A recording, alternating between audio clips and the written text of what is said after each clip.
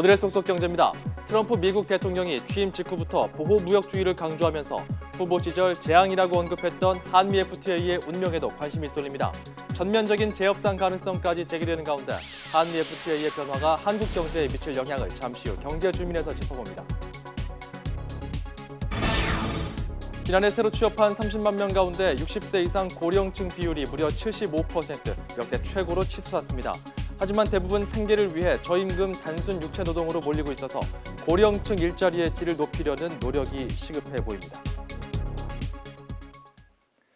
안녕하십니까. 경제의 특화 뉴스 쏙쏙 경제입니다. 증시부터 정리합니다. 코스피가 반도체 대형주 상승에 힘입어서 소폭 오르면서 마감했습니다.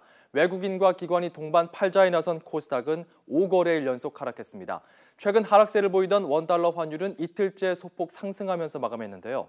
미국 경제 지표가 호조를 보이고 트럼프 미국 대통령 취임 이후 미국 경제 개선 전망에 달러 가치가 상승했습니다. 오늘 증시 특징주 중심으로 조금 더 자세하게 알아보겠습니다. 대신증권 나와주시죠. 대신증권입니다. 오늘의 특징주에 대해 말씀드리겠습니다.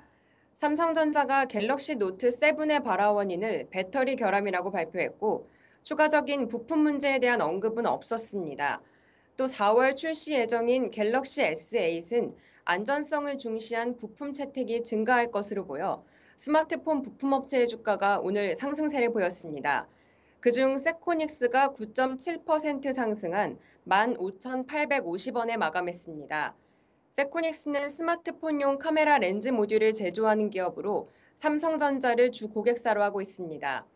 갤럭시 S8의 고화소의 카메라가 채택될 것으로 알려지면서 앞으로 빠르게 실적 개선세를 보일 것으로 전망됩니다. 오늘 현대차가 4분기 부진한 실적을 발표한 이후 주가 하락폭이 커지면서 3.07% 하락한 14만 2천 원으로 마감했습니다. 현대차의 4분기 부진은 전분기 파업 여파가 원가 상승 요인으로 작용한 가운데 내수 판매가 감소했고 환율 상승으로 판매 보증 충당금 전입이 증가했기 때문인 것으로 보입니다. 2017년에도 신흥국의 수요가 감소하고 미국의 보호무역주의 강화로 앞으로 어려운 환경이 지속될 것으로 전망됩니다.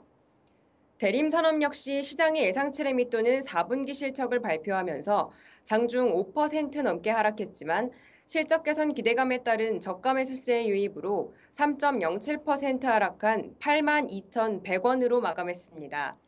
하지만 대림산업은 사우디 법인이 흑자로 돌아서고 건축과 유화 부문의 수익성이 견조하기 때문에 2017년 실적 개선에 대한 기대감은 유효하다고 판단됩니다.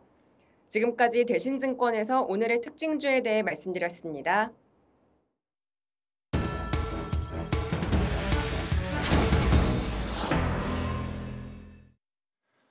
트럼프 미국 대통령이 세계 무역 질서의 빠른 재편을 추진하면서 한미 FTA의 운명에도 관심이 쏠립니다. 여러 가지 시나리오가 나오고 있는데 이대건 기자와 함께 한미 FTA의 운명을 가늠해 보겠습니다. 자, 트럼프 미국 대통령이 밀어붙이고 있는 이 보호무역주의, 벌써부터 속도가 심상치 않은데 어떻게 봐야 됩니까? 취임 후 속도가 예상보다 훨씬 빠른 것은 사실입니다. 트럼프 미 대통령 경제 정책의 핵심은 한마디로 아메리카 퍼스트, 즉 미국 우선주의입니다. 마치 슈퍼맨과 같은 영웅주의 영화에 나올 법한 말인데요. 문제는 영화가 아니라 현실로 다가오고 있다는 겁니다. 이미 나프타, 북미 자유무역협정 재협상을 천명했고요. 곧바로 TPP, 환태평양 경제동반자 협정 탈퇴를 선언했습니다. 세계 무역시장에서 미국을 더 최우선으로 두겠다는 겁니다. We will follow two simple rules. Buy American and hire American. 자, 이쯤에서 우리의 관심은 한미 FTA의 운명인데요. 그렇죠. 트럼프가 그동안 한미 FTA에 대해서도 여러 차례 언급했던 것 같은데 어떻습니까? 한미 FTA와 관련한 트럼프의 발언은 후보 시절에 주로 많이 나왔습니다.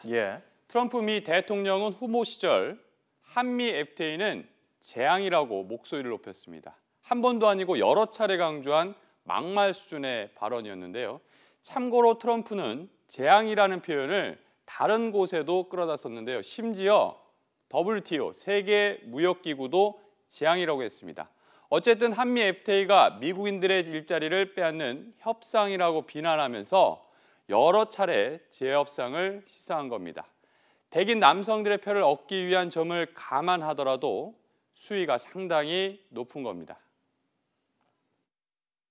Hillary rammed through the job-killing trade deal with South Korea. That's been a killer. The deal with South Korea has been a killer. 자, 그래서 미국이 한미 FTA 재협상에 나설 것이다. 이런 전망이 나오고 있는데요. 어떤 시나리오를 예측할 수 있을까요? 네, 재협상 전망이 가장 많이 나오고 있는데 예. 현재 거론되는 가능성은 크게 세 가지입니다. 첫 번째 가능성은 미국이 자국의 이익 기준에 맞게 한미 FTA 이행을 압박하는 겁니다. 협상 내용 이행 과정에 대한 한국과 미국의 시각차가 있는 부분에 대해 강하게 압박한다는 의미인데요. 대표적인 게 법률 시장의 완전 개방입니다. 두 번째는 전면적인 재협상입니다. 이렇게 되면 기존 FTA는 폐기될 수밖에 없습니다. 마지막으로 기존 FTA를 그대로 유지할 가능성입니다. 트럼프 행정부가 중국을 견제하기 위해 한국, 일본과의 동맹 관계를 유지해야 한다는 점을 우선 고려한다면 가능한 시나리오입니다. But I would not expect in the short term renegotiation of course, but there might be some steps taken. 협상 내용이 수정되거나 어쨌든 재협상이 돼서 한미 FTA에 변화가 생긴다면 우리 경제에는 어떤 영향을 줄까요? 네, 그걸 알아보기 위해서는 한국과 미국 사이의 무역 규모가 도대체 어느 정도인지부터 따져보는 게 중요한 것 같습니다. 예. 지난해 우리나라 대미 수출액은 665억 달러, 수입액은 432억 달러로 우리나라가 233억 달러의 흑자를 냈습니다. 현대경제연구원이 최근 보고서를 하나 냈는데요. 한미 FTA가 폐기될 경우 오는 2020년까지 우리 경제에 15조 원의 손실이 발생하는 것으로 나타났습니다. 국내 고용은 4년 동안 12만 7천 명 줄어드는데 한 해 평균 3만 2천 명 정도입니다. 자, 이쯤 되면 우리 정부의 대응이 궁금한데요. 어떻게 하고 있습니까? 네, 현재로서는 최악의 시나리오는 예단하지 않는다는 게 정부의 입장입니다. 유일호 경제부총리는 최근 기자들과 만나 이렇게 말했습니다. 전문가들은 트럼프 대통령이 통상에 관해 후보 때 한 발언과 다를 것이다. 비교적 낙관적으로 보는 셈인데요. 일단 정부는 산업부 통상차관보를 미국에 급파했습니다. 그리고 미국 기업들을 상대로 한미 FTA의 긍정적 효과를 적극적으로 홍보한다는 계획입니다. 한미 FTA 운명은 머지않아 결정될 것으로 보입니다. 수출 다변화와 같은 중장기적인 대책은 시간이 필요한 만큼 그 전에 정부가 시나리오별로 대응하는 방안을 치밀하게 마련하는 것이 절실해 보입니다. YTN 이다운입니다.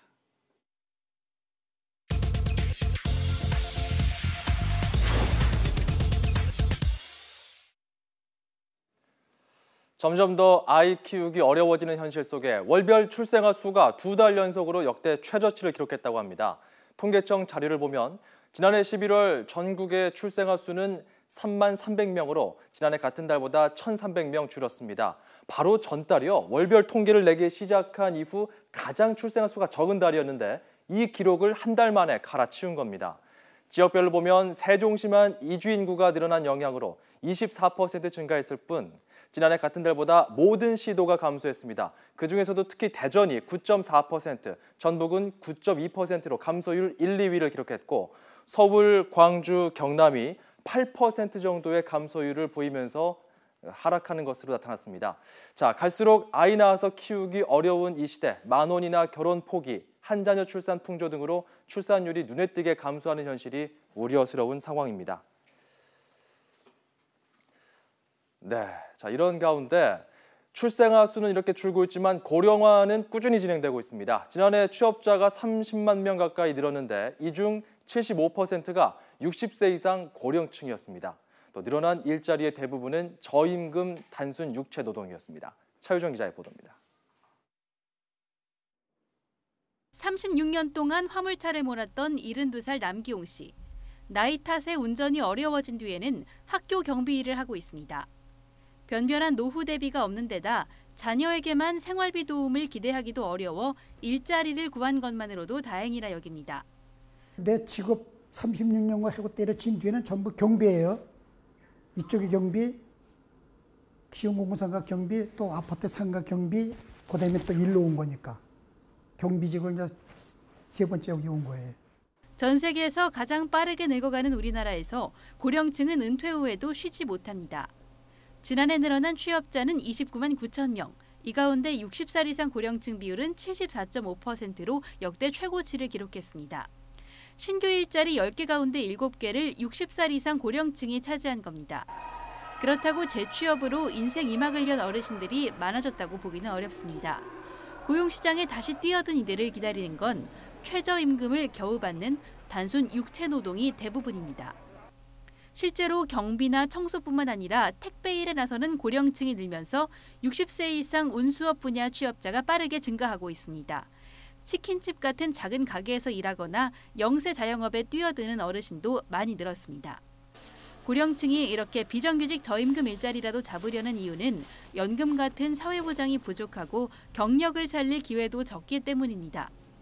주차 안내뿐만 아니라 에코가이드, 박물관 안내 이런 것들이 최근에 고령 일자리로 선호받고 있기 때문에 청소 경비 등만이 아니라 전문 일자리로도 중앙정부와 지방자치단체가 협업을 해서 특히 오는 2020년부터는 베이비붐 세대가 65세 이상 노인 인구로 진입해 생산 가능 인구가 급격히 줄어듭니다.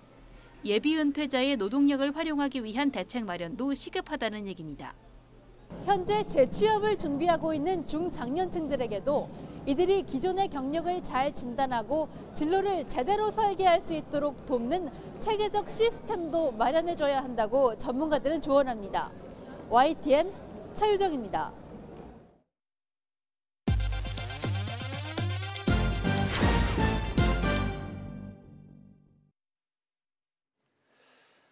지난해 시장의 예상을 뛰어넘은 실적을 올린 삼성전자와 SK이노베이션이 협력사에 대규모 성과급을 지급합니다.